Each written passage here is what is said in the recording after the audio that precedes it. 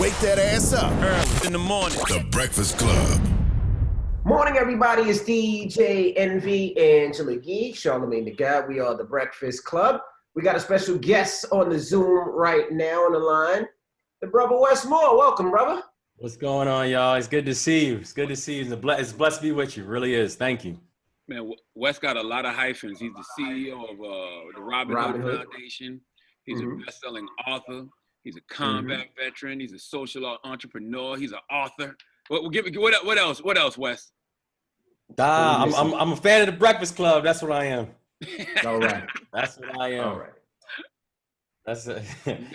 No, real talk. I mean, honestly, it's I believe deeply in the fact that y'all are using your voices and the way y'all are using them. You know what I'm saying? So it means a lot to be on it right now, because I think right now we have a situation where we are being hit from so many sides and people don't even realize it. And so our ability to be able to speak out and speak up and be true to ourselves and be true to our history and our culture and our DNA matters. So this means a lot. Now break down the Robin Hood Foundation, if you can, because a lot of people donate to the Robin Hood Foundation and they want to make sure that their money's going to the place that they expect it to go. So break that down for a little.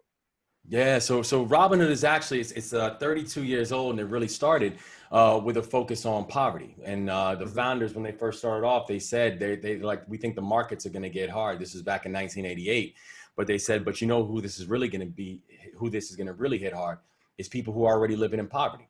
And so how exactly can we come up with a way of finding and supporting good organizations that are doing really good work to address poverty in every way that it shows itself? Because, one thing I, believe in is when people say, well, is poverty about education, or is it about housing, or is it about health? The answer is yes. Like, for those who are experiencing poverty, it shows itself in every way. It shows itself in the water you drink. It shows itself in the air you breathe, in the schools you attend, in the way you're policed. It shows itself in every single way. And so the ability to be able to then focus and say, okay, how then do we attack this issue with every means that we have to us? It becomes real. And I think about, the fact that even prior to COVID-19 and the impacts of COVID-19 were crazy on our community. But even prior to that, just take New York as an example, half of all New Yorkers were in poverty for at least a year over the past 4 years. Half the city. Wow.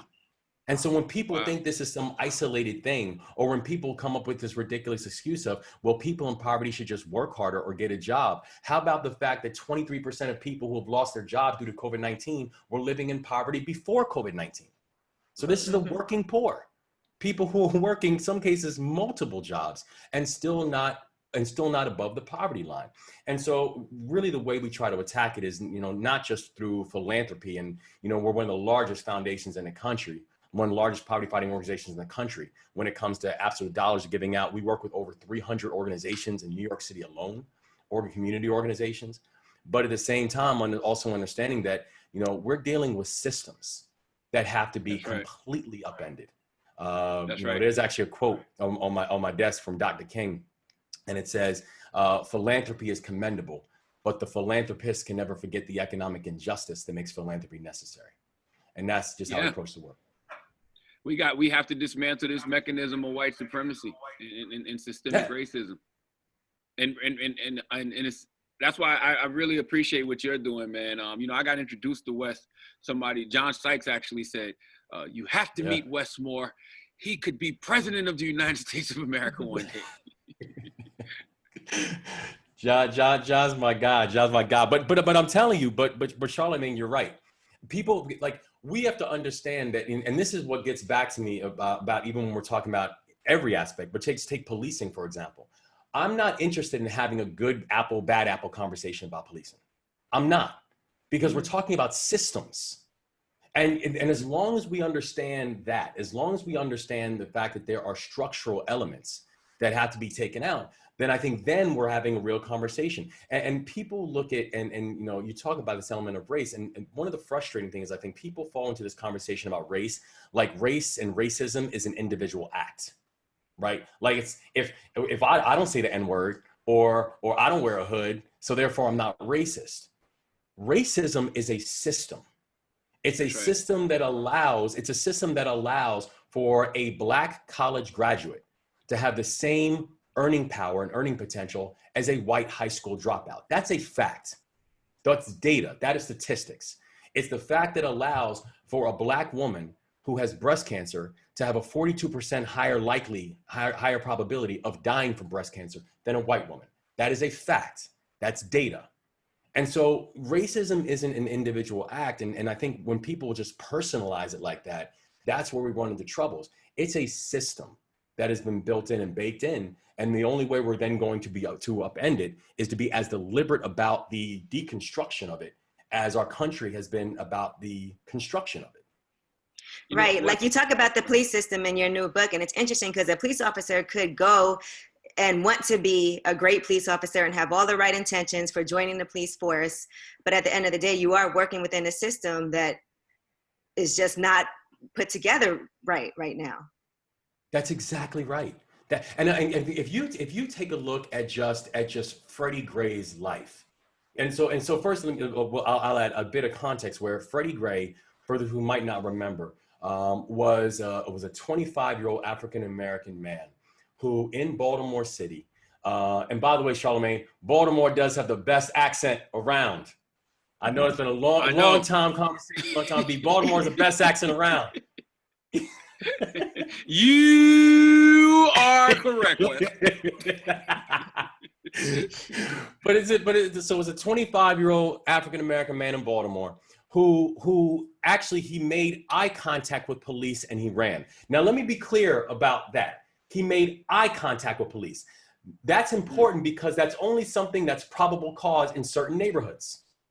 In so-called high crime neighborhoods, if you run from the police, that's all you have to do to be in the wrong. And so they chased him and they can chase you and detain you simply by making eye contact in a certain neighborhood, right? And so here's a young man who made eye contact with police. He ran. He was arrested. An hour after he was arrested, he was in a coma. A week after he was placed in a coma, he died. Damn. And so there's 2 weeks of protests in Baltimore of people demanding accountability and action, saying we need to know what's going on.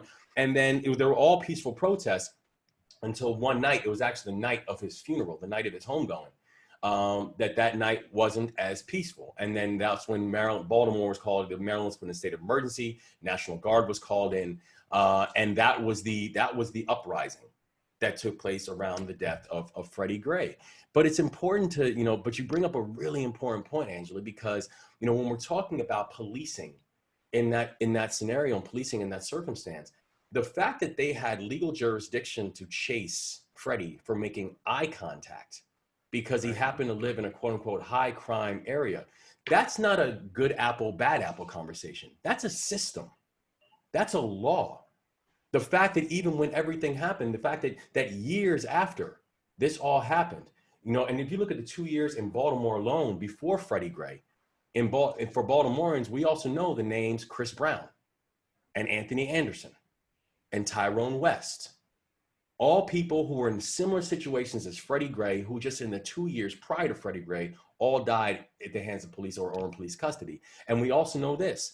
If you take all those names, Anthony Anderson, Chris Brown, Tyrone West, Freddie Gray, not a single person has been convicted of a crime. Right. So we just have lives lost and no accountability for it. That's not about the individual players alone. That's a system that we've got to address. What do we do to change the system of policing? Because I'm watching them do all of these symbolic things like cancel cops and cancel live PD and take police officers out of video games. And I'm like, look, I'm all for defunding the police. I'm not for abolishing the police, though. Yeah, I'm in the same boat. I'm not for abolishing the police either, but I do know what I'm for abolishing is I'm for abolishing police brutality. I'm for abolishing racial profiling. I'm for abolishing the hyper-militarization of police and why we have police that are basically dressed up as stormtroopers and are using the same equipment that I use in Afghanistan, and why we have police who are using the same gear that I was using at a time of war. And that's not the job of the police, right? The job of the military was actually to go out and actively use offensive measures to fight and win our nation's wars. The job of police is to protect and to serve. It's a different mission. So why we're using the same mechanics and the same machinery for a different mission does not make sense to me. You know, and I think, you know, to your point, I think you're absolutely right, Charlamagne, where it's every budget is a moral document.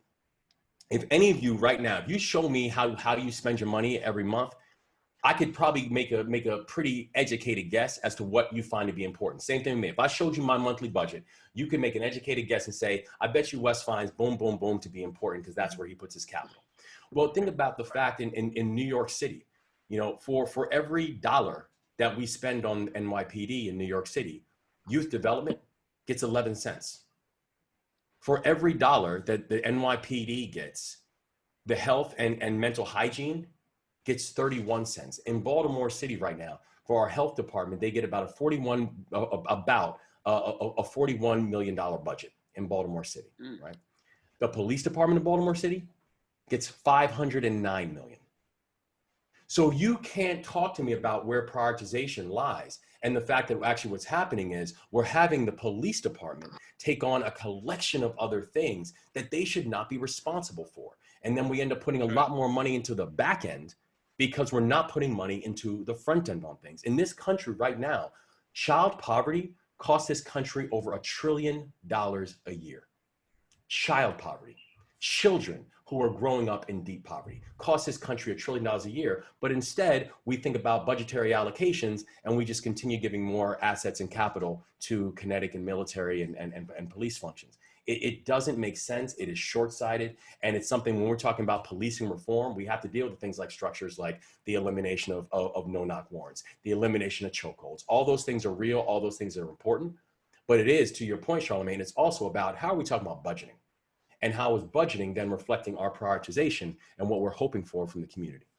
Let me ask you a question, but how do we see that? Because, you know, my whole thing with the police department and where all this money is going, we never see where the money is going. At one time, we never see, or open up your books, is 10 million going to here? Is 20 million going here? Is $1 million going here? We don't know where the money's going. And I'm like, before we defund, I want to see where the money's going. So I can be like, ha, I got you. You know, because we don't necessarily know where the money's going. They can say, okay, all right, well, we'll give you 20 million, but where are you getting this 20 million from? You know, that's what I want to see. Open up the books. They make us open up the books for everything. Every corporation, they can open up the books and see where you're paying your employees. You know, we know how much the president makes. Shoot, we know how much you make. We can see all of that online, but we can't see where this money is going, that we're playing billions and millions of dollars. That seems strange to me. That's right, Envy. And you know what's crazy about it? It's your money. I mean, like this, right, it isn't like this is some shadow operation that's going on. That's your money. Absolutely. So the idea of being able to add transparency, and when I say transparency, to your point, it's not just saying, okay, we're going to give $509 million to the Baltimore City Police Department. It's, I want to see line items. I want to see exactly where that money is going. I want to see the toilet paper that you're buying for the precincts. I want to see all that. I want to see where the money is going. You can't just say public dollars. Yes. It's public dollars. And there is no reason why there shouldn't be a public accountability for public dollars. Because you're right. I mean, one thing when people started looking and unpackaging the Baltimore City Police Department, for example, they saw how many millions of dollars were going to the unit the horse riding unit. Why is public dollars going to a horse riding unit? And so it's this kind of thing that part of this stuff happens in the darkness because we allow it to exist in the darkness. Because these are just things, these are rollover budgets. These are things that just happen every single year, and then they slip inside of a budget, and then there is not that level of diligence about how people are talking about unpackaging it. Because if people were to truly unpackage it, truly go line item, and truly make a public display about what that unpackaging and line item actually looks like, we'd have a very different budget because we would demand a very different budget. Absolutely. And aside from all of that, I feel like the third part of that is also accountability, right? When these police officers commit crimes against civilians, they should be held accountable for them, and they haven't been. And like, to your point, in Baltimore, with the numerous cases that you can bring up, there's no firing, there's no accountability, there's no jail time, there's no charges. So do you feel like that's changing now as things are being brought to light? Do you feel at least if finally there'll be some legislation? I'm very hopeful because we are watching things that are being proposed, not just on local levels, but also on the federal level. We're looking at things like the pushback of qualified immunity. And so qualified immunity is the idea that there is a certain level of immunity that law enforcement has that most other individuals just don't have, right? There's this level of this introduction of civilian review boards and things that are going to be really important because fact is right now, the way the process works is it's who investigates police interactions and potential police brutality cases? The police. And so how exactly can you have people who are policing people who are then also part of units? And so how do we do things like introduce civilian review boards and that kind of thing? It's an important point too, because I think that the bar has also been risen about what do we define as progress? So for example, when everything happened in Baltimore, there is this myth, and it's not true, that the thing that calmed everything down in Baltimore and the thing that helped people to say, okay, let's, that it really brought the temperature down a bit, people say it was when the National Guard got brought in. That's not true. In fact, the biggest protests that were going to take place in Baltimore were actually the Saturday after everything took place with the unrest and the uprising. And it was a Saturday after the National Guard were brought into our streets. So the idea that bringing in the National Guard was the thing that calmed everything down is fundamentally not true. In fact, I'm a deep believer that sometimes when you dress for war, war happens, right? And so when we think about it that way, and people say, then what was it? What it was Marilyn Mosby going to the steps, announcing charges on those 6 officers. That was the first time that we had seen officers being held to account. Because before then, you're absolutely right, Angela. It was, we heard about it, it happened, there was a payout, and people moved on. That was the natural way police interactions and police disparities took place and the way it rolled. When she came down and pressed charges against those officers, I remember, I was here, and I remember there was almost this like feeling of jubilation in the streets where people are like, oh my gosh, you mean there actually could be accountability for this? And now fast forward, we saw that 2 of the officers were found out guilty. The other 4 had their charges dropped. But the reality is that that's what calmed everything down. It was not the introduction of the National Guard. It was not the introduction of people with Kevlar vests and M4s. And I think what we're even seeing right now with Mr. Floyd and his murder was the bar has been risen. So even though charges have now been filed against these officers, the folks in the street are like, charges are great, I need a conviction. Right. Because I think they saw what happened in Baltimore. That it's not just about charges. We want a conviction for this. You're right. It did. Even when they charged them in Minneapolis, it did calm things down a little bit. Like the protests started to get a lot more peaceful. And even in Atlanta, I think one of the reasons that they didn't tear Atlanta up after those 2 college students got tased and after Rayshard Brooks is because charges happened so immediately to the officers. That's right. That's right. The accountability matters. And especially and that's the thing, when we're watching this stuff on video, and not to mention the fact that how many things are happening that are not caught on video, right? But when we're watching this stuff on video, you cannot look at Rayshard Brooks, you cannot look at George Floyd, you cannot look at Ahmaud Arbery, you cannot look at these things over and over and over again and see, and to say, we're watching this on camera. I'm watching a homicide in front of my face, and no one is accountable for it? But the problem with that is it's not only that. Yeah, because now it seems like what they do is be like, all right, we got to fire them fast so we don't have civil unrest in our city. But now when they talk about convictions, and see now it's almost like, okay, well, we're going to say you're fired, but if you're not convicting these people, what does it matter? The Rayshard Brooks thing, they say, okay, well, it's going to be a slim chance that they're convicted. Why? Because it's a weapon and it was self-defense. And then you have the district attorney saying, well, we don't know if there's enough information to charge the officer with the George Floyd case. That's what he said at first. And then when they tore the city up, then they charged him immediately, which scares me, which says, well, do they know something that we don't know? It says, well, can we get a conviction? Because saying somebody's fired and doing it, okay, yeah, he's fired. But if we get no conviction, where are we? Well, and that's the thing. I think what they're saying is what they know is how high the bar is to convict on it, right? It's a high bar to convict someone like that, particularly for, because for law enforcement. And the thing is, and I want to qualify this by saying, I get it. The job of our first responders is so tough. It is a really hard job, and I get it, and I respect it. And I have family who are not just, police officers, but high ranking. I get it. But I also understand this. The bar for accountability for them is not the bar of accountability for everybody else. Because the basic bar that you have to cross over is, were you fearful for yourself? Were you fearful for your life or your safety? That's the bar you have to cross over. Well, that's a very subjective bar. Mm-hmm. So I could turn around and say, of course I was scared for my life. This man had a taser and he pointed a taser at me. Of course I was scared for my life. He wouldn't stop moving. That's a very, very different bar than what's expected for the rest of society. And that's when we're talking about things like transparency and accountability, is like, how exactly do we measure that? How exactly do we put that together when it comes to actually having and creating a police force that the sound of a siren has the same pitch no matter what neighborhood you go into? Because right now, that's not the case. Can we talk about your book, 5 Days, also, right? Yes. You have this new book. And so let's discuss the 8 different people that you actually have in this book and the 8 different points of view that you're bringing into play. Yeah, thank you. And yes, I mean, one of the things I noticed when I was going through, and this was really a process that I was going through myself, where right after everything happened with Freddie Gray, and I remember attending his funeral. And it was the first funeral I've ever attended in my life where I didn't know the person while they were alive. And it was one of these things because his funeral was almost like it was a thing in Baltimore. Everybody was out, from, community members and community leaders to politicians, to everybody came to Freddie Gray's funeral.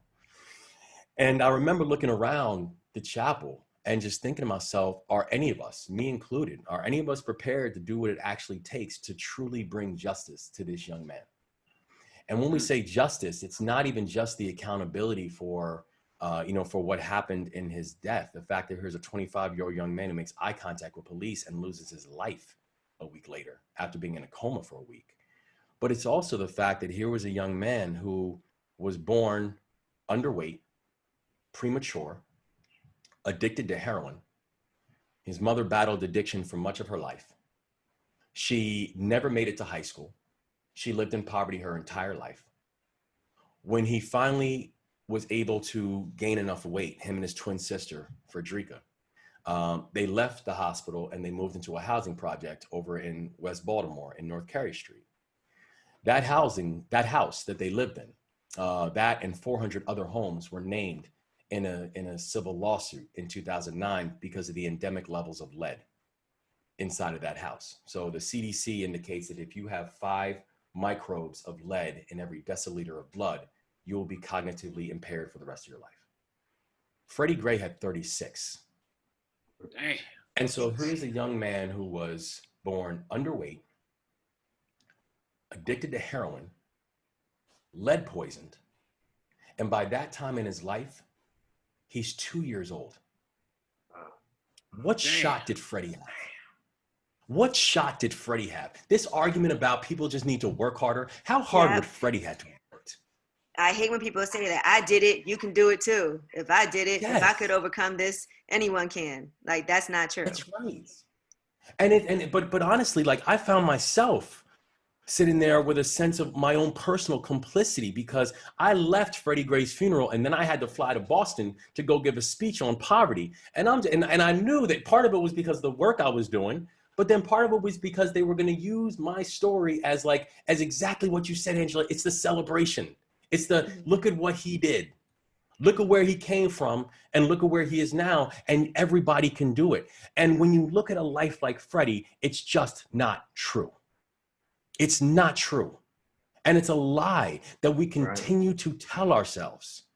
And so what I wanted to do with this story was first ground us in the reality of what we're talking about. We're talking about the history of systemic racism. We're talking about the history of tolerable poverty. The fact that we accept levels of poverty in our society where we are making a devil's deal where we're asking ourselves just how much pain are we willing to accept in other people as long as it doesn't impact us. And I wanted to do it through the eyes of these 8 people, all disparate characters, all people who come from very different walks of life in Baltimore, from a high school basketball star turned protester, through a police major who actually grew up in West Baltimore, who told me, he said, I know for a fact that none of my colleagues woke up that morning with homicide in their mind. But I also know why, for the kids in West Baltimore, why they don't believe me. Right. You know, having the sister of a person who died in police custody 2 years earlier, who was proud of the fact, she's like, I love the Baltimore standing up. And she's also like, but where was this when my brother was killed? Right. You know, the son of the owner of the Baltimore Orioles, who's the head of baseball operations, a guy who, you know, literally grew up in extraordinary and extreme wealth. But when Baltimore had a chance to play the Chicago White Sox and Major League Baseball was talking about moving the game, he was one of the people that made the final decision and said, no, play the game here. And even though they played it for the first time in baseball history, they played a game where the official attendance was 0. And the reason the official attendance was 0 was because Baltimore was still in the middle of a state of emergency. And so looking at these 5 days through the eyes of these 8 different people, how they experienced it, how they saw it, how they internalized it was a really powerful experience to me, because also it just helped me to better internalize not just this moment, but frankly, what I'm hoping that this country understands from this moment. So it's crazy. I'm sure that this book release date was planned months and months ago. 5 days, the fiery reckoning of an American city. What are the chances of that we would be in the midst of another fiery reckoning when you put this book out? Word. I mean, honestly, it's crazy, because I've had people say to me, they're like, yo, it's just the timing on this book is perfect. But my answer is, and I said, so first I say, there's a horror to that, right? There's a real horror that the timing is perfect. But also, name a time in our country's history when it wouldn't have been perfect. Right. I mean, like, we're dealing with same issues. It's the same issues. And it's like, you know, we go back, and so we can have a conversation right now. And right now we know that this moment that brought us here was this conversation around Mr. Floyd and this conversation around Rayshard Brooks. But let's be honest, their names are now just being added to a longer lineage. Their names are being added to names that include Michael Brown and Philando Castile and Freddie Gray and Walter Scott and Sean Bell and Eric Gardner and Sandra Bland and Breonna Taylor and Laquan McDonald and Tamir Rice. I mean, like, we could spend the next hour just running names. And so there is a timeliness about it where I swear, I mean, even just going back and rereading 5 days, I realize how much of this is just reliving history. I mean, every single moment, every single day, is like, we've seen all this before. But there's a horror to that in the fact that we've seen all this before. And this is now really testing us and questioning us as a large society to say, are we going to keep on doing this? Are we going to keep on going through the process where we can nibble around the edges and, okay, after this, we'll add body cameras, or after this, we'll ban chokeholds, without also talking about, but there is still this root. There is this root of racism, and there's this root of poverty that cannot get separated from all these names that we continue to see, that we continue to have to call out. So what do you think we need to do in order to see permanent change, Wes? Like, where does it start? Like, I love the fact we're finally addressing systemic racism and white supremacy. I'm loving the fact we're finally addressing the wealth gap between Black people and white people. But what do we do to see in order to make permanent change? Yeah, so I think that there's certain things that we can do on a practical level, and this is like some basic policy things that we can get done, and then I think there's a bigger thing that I think we have to address. So first, quickly on some of the policy things, you know, the fact that we still have children right now, and the fact that we still have people that are coming up with lead as part of their reality is just absolutely insane to me. We've known that lead is a neurotoxin for over a century. It's just we've been incredibly deliberate about how the way we've decided to deal with it and treat it has been very class-based and color-based. And so we know within 3 years, if we made a concentrated effort, we could eliminate lead poisoning and lead paint, because once you have a person who has that within their system, the cognitive damages that they will then have on everything that they will see in their life become almost insurmountable. We know on a policy level, basic things like how do you make the child tax credit fully refundable? And this is kind of like, it's technical stuff, but it's incredibly important when you consider the fact that over 50% of Black and Latino children don't qualify for the full benefit of any child tax credit. And so we continue to watch families that are in the most vulnerable situations that are receiving the least amount of supports to be able to help them in those situations. But the bigger thing I think this country has to wrestle with, it is the history of truth and trauma when it comes to how race and poverty have played into this country's history. I look at how countries like South Africa and Chile and Canada and Northern Ireland have had full truth and reconciliation commissions where they have stared at the worst parts about their history and said the only way that we can move on is if we're willing to be honest about our history.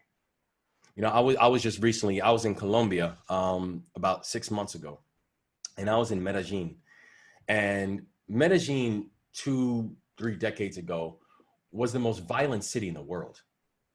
Literally, we're talking thousands of bodies every single year.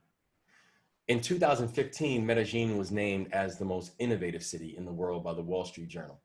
And I went to a spot that's right in the middle of the city called El Museo del Memoria.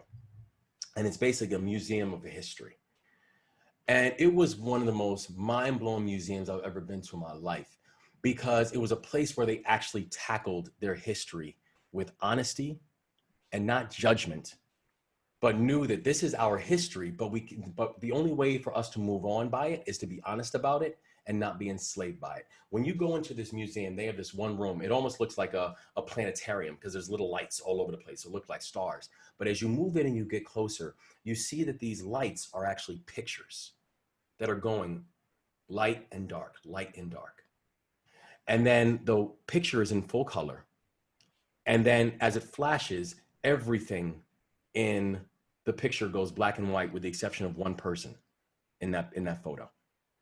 The one person who's still in color was either killed or still missing. Wow. It didn't say what side they fought on. It didn't say what they did. It just showed them in all their humanity. It showed them as a father. It showed them as a son. It showed them as a niece. It showed them as a grandmother.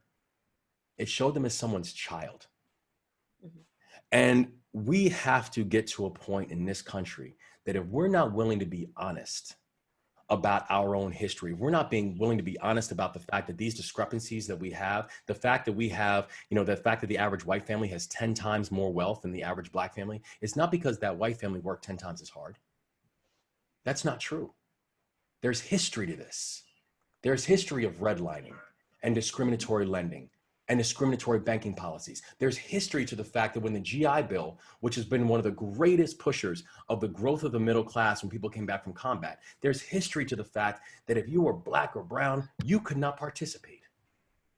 That's history. But it also reflects and it's also symbolized in the way that we live in this country right now to this day.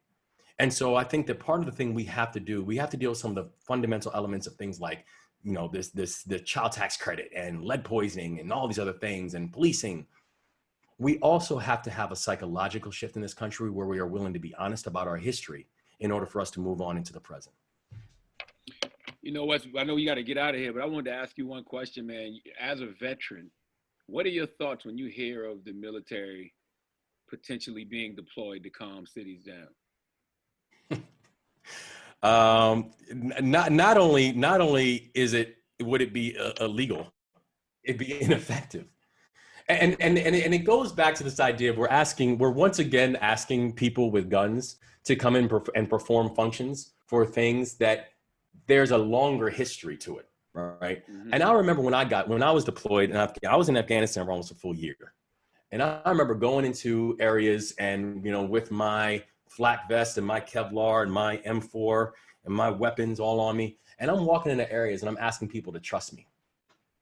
Not knowing anything about the history, not knowing anything about the history of contempt, not knowing anything about, but I'm just walking in and telling them, no, really guys, I'm here to help you.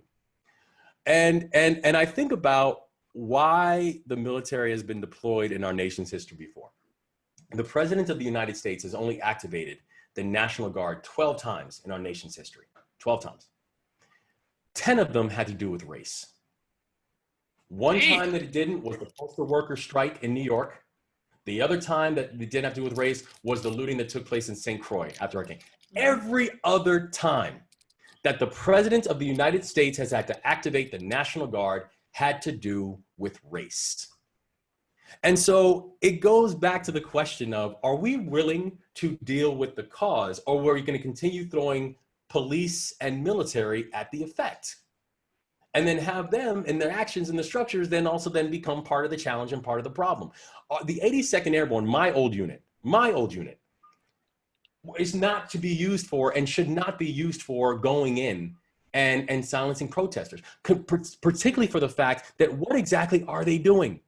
Right. They're exercising their First Amendment right, their right to assembly, their right to free speech. These are things that are protected. They are protected by the Constitution of the United States. When I signed up for the military, my oath was to the Constitution of the United States, where I said, I will defend the Constitution of the United States against all enemies, foreign and domestic. Therefore, I'm also going to defend those who choose to exercise those rights. And so my job is not to go in there and quell people who are expressing their Bill of Rights. My job is to protect the Bill of Rights. That's the oath that I signed up for.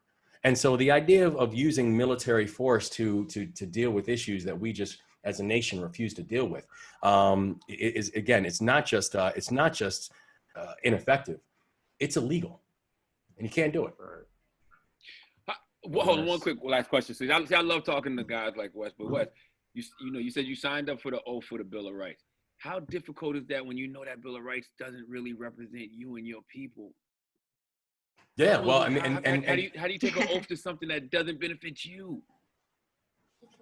Well, you know what, and I tell you, that was actually one question I oftentimes got was, I'm a real student of history, and I also understand that when so much of this stuff was written, I was not being thought about in the writing of it. My voice, my ancestors were not included. We weren't at the table or in the room. Mm-hmm. Right. The thing that I have a real depth of pride in, is the fact that that progress means something, and what progress means is that I have not just a sense of pride, but a sense of responsibility in terms of what this nation is, that I take just as much ownership in this nation as anyone else does. I am not here because of someone's benevolence or someone's kindness. When I think about my grandfather on my mom's side of the family was the first one to be born in this country. He was born in Charleston, South Carolina. There it is. But when he was just a toddler, he left because the Ku Klux Klan ran him out. Because my great-grandfather was a minister who was a little too vocal, and then the verbal threats started becoming physical threats. And they left the country. The majority of my family always said they will never come back to this country, and the majority of my family did not. They went to Jamaica, and they stayed there. But my grandfather came back because my grandfather said, I was born here. No one else has the right to run me out. Right. Mm-hmm. I take pride and ownership of this. I'm as much an equity holder in this thing called America as anyone else is. And so I think about the fact that I think about this moment of, I joined the military, both because, I know the role that the military structure played in my own life. And Charlamagne knows, I was sent to military school when I was 13 years old for some stuff I got into, and I know and I appreciate what it did to help me and shape me and give me new turns and opportunities. But also I did it because nobody should claim ownership of this country any more than I should, any more than my family should. Right. And so I think about that progress is actually moving, progress is happening, progress is not inevitable, that if we don't take this seriously, progress will not happen. But also I feel that it is my absolute duty, and I will be disrespecting my grandfather I will be disrespecting the other legacy and the DNA that runs through me if I didn't take the improvement of this country seriously. And if I did not understand that the improvement of this country doesn't mean that any of us are silenced, that the improvement of this country means that each and every one of us take our rightful seat of leadership inside this place. Wow. Well, thank you, Wes. Wes, I got one question for you, Wes. It's 9:30 in the morning right now. Your son comes to you with a basketball, so he wants smoke right now at 9:30 in the morning. What's gonna happen in about the next 10 minutes? Because he wants smoke at 9:30. That means he woke up with the ball right next to him. Yo, he don't want this smoke. I'm telling you right now, his mouth. He's like, I love my boy with everything in me. He's 6 years old, but let me tell you, his game has got to catch up with his mouth right now. So I'm about to go teach him. You're gonna do a Michael Jordan on him. It's 9:30 in the morning. He wakes up before breakfast. He got a basketball in his hand. Like, what's up? Hurry up. He's ready. He's ready. Right. I'm gonna go sink it on him. Just get the arm shrug. Just Listen, give him the shrug. Everybody go out there and grab Wes's new book, 5 Days, The Fiery Reckoning of an American City by my man Wes Moore. Wes, don't be a stranger. We need your voice over the next several months, man, leading up to this election for sure. Absolutely. Amen. Need y'all voice, man. God bless y'all for real. Seriously. God bless you. God bless you too, brother. Appreciate you, King. It's Wes Moore. It's the Breakfast Club. Good morning.